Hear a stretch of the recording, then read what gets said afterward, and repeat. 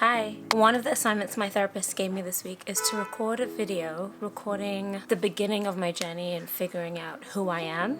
And that came about because she asked me who I am without all the masks I put on, and I had no response. I don't know who I am without all of the masks that I've been conditioned to wear.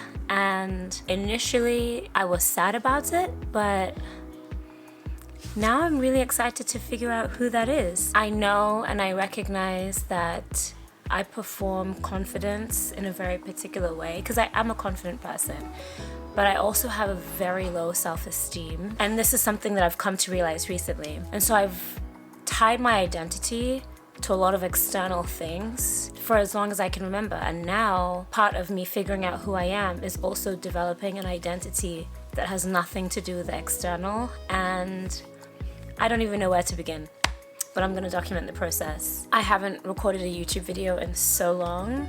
My mental state was really bad. I was in a very bad place for a while, and it got very concerning.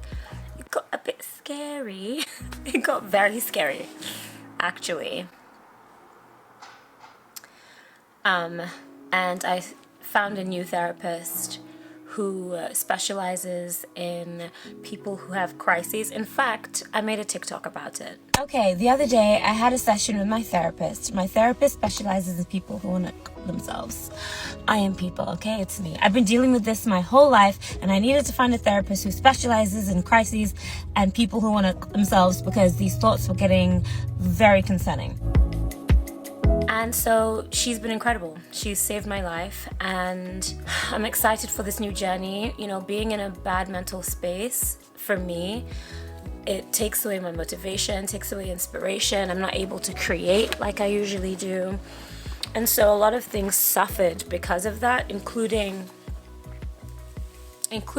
my consistency or lack thereof. With YouTube, I love making YouTube videos. I love creating content. I love documenting this journey called life. I love archiving my growth over time. I love just, like experiencing life and capturing that. The fact that I wasn't able to find the motivation or inspiration to do that for so long, for me, was also an indicator that my mental health was on a very exponential decline. But I feel so good now. Like, I feel ready to create and to explore. This is Ozzy.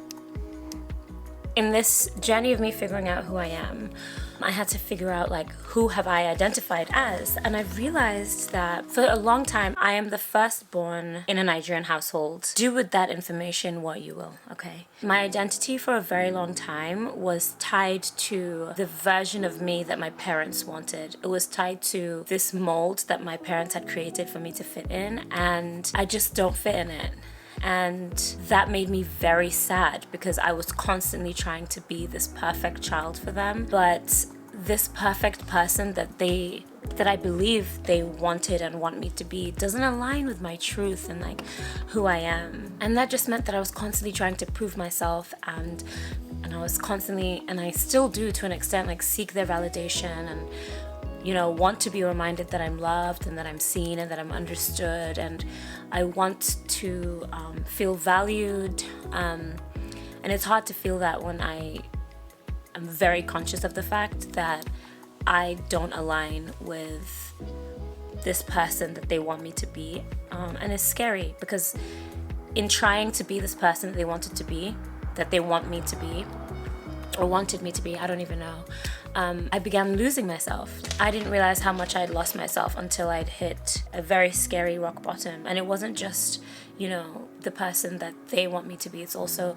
this person that I believe I need to be accepted by society. It's also this person that I need to be, that I feel that I need to be in order to be deemed like worthy of respect and worthy of being heard and being in certain spaces and feeling like I'm deserving of certain things. And I don't want to feel like I'm trying to be someone for anyone else anymore. Even if it's unconscious, I want to make the conscious decision to just be me. One of the things I've learned through therapy is that, like, no matter how much I say I'm not a judgmental person, the truth is that I am. Like, I am very judgmental, but the judgments that I have are like conditioned judgments because I was raised to have to present myself in a certain way, because if you present yourself in this way you will be respected. Therefore, if you don't present yourself in this way you will not be respected. So if I see someone presenting themselves in a way that doesn't align with what I've been conditioned to understand as something that deserves respect, I'm just like, oh, what are they doing? And it could be anything, like anything, just minute and minuscule, like it doesn't even matter. Sometimes, a lot of the time, I've realized, like, over time I don't necessarily care what other people do or judge people so much for what they do, but I'll put all of that pressure on myself. So I might not judge someone else for doing something, and I might even like support it and praise them for being so bold, but then when it comes to me, I won't allow myself to do that thing.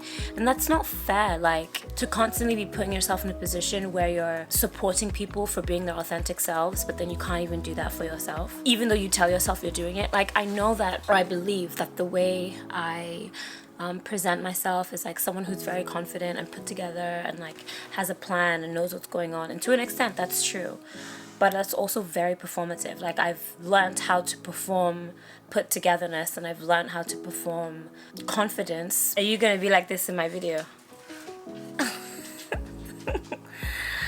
Oh, I lost my train of thought. Oh, actually,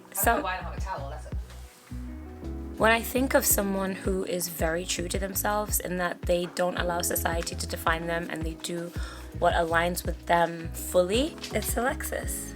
Alexis is someone that I deeply admire for many reasons, but that's one of the key reasons that I admire her, and why I think that she's an incredible partner for me, because she's an example of this version of myself that I want to be, but clearly need the tools to become. So another thing that my therapist said that I have to do this week outside of creating this video is essentially put myself in a position where I would judge someone else for doing behavior that is not that deep. So I have to go somewhere to eat and eat with my hands.